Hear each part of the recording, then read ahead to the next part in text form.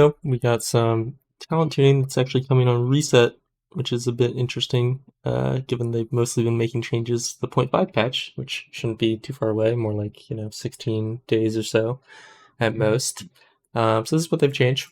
They've just buffed Frostfire for both Frost and Fire, because it's very weak for both the specs, in single target at least, and so they increased Frostfire bolt damage. They buffed Frostfire Infusion, which is a random proc you get, which is actually the main way you stack the other specs mastery. So for instance they just buffed this a bunch, so it does a lot more damage.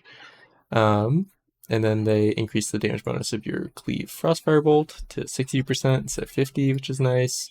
And then they also made the mastery, by Frost Mastery, this is for both specs, but this stacks thing. Fire Mastery gives you haste, Frost gives you mastery. They made it give you 2% mastery, so now you get 12% total mastery from this, as opposed to 6%, which is pretty strong.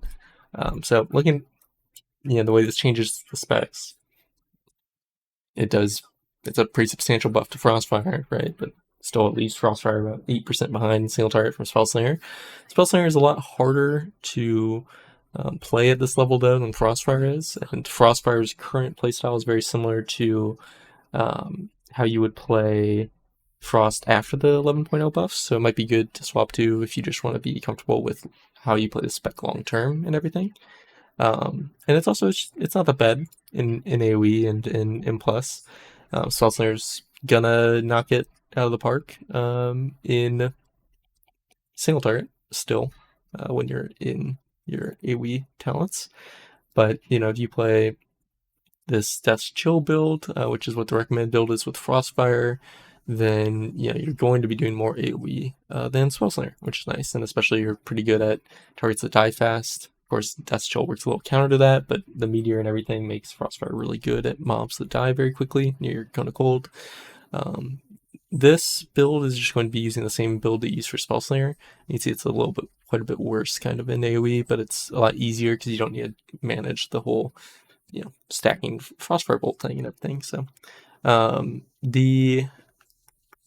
my guide for season 1 should be pretty accurate for Frostfire. The main things that have changed primarily are going to be your AoE. You're good to just cast Glacial Spike in AoE as Frostfire up until like 6 targets, which is fine. And then you also want to use Frostfire Bolt if you have it empowered and you don't have your excess Frost and Fire over your Flurry or Ice Lance, right? So let's say you have excess Frost, you have excess Fire, and you have Frostfire power. You would want to say Flurry, Ice Lance, Frostfire Bolt. And it's fine to consume Winter's Chill with that Frostfire Bolt. Doesn't matter if you do or don't, really, in AoE. So yeah, it flows kind of nicely. You just, you get caught up in kind of the rotation a little bit and you can forget about Glacial Spike. But, once this comes out, I will definitely have some Frostfire videos out so that you can kind of have a playstyle to, bounce off of and look at, just because it's going to be different than I think most people expect it to be, because it just hasn't been mentioned as much as it really should have been. But yeah, the other thing to mention is these are not the only buffs Frostfire is getting. In the 0.5 patch, it's gained more buffs. I don't have those pulled open, but it is going to also get better in 0.5. Some of these are, I think, changes that were in the 0.5 patch. They got pushed now. But for instance, they buffed Isothermic Core, which is the whole meteor damage or meteor comet storm damage.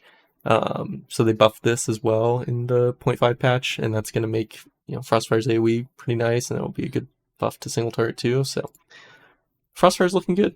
We'll have to see once sims get implemented for Spellslinger in PTR what it's actually looking like in terms of our hero talent balance wise. But you're totally good to play Frostfire now. So thanks for watching.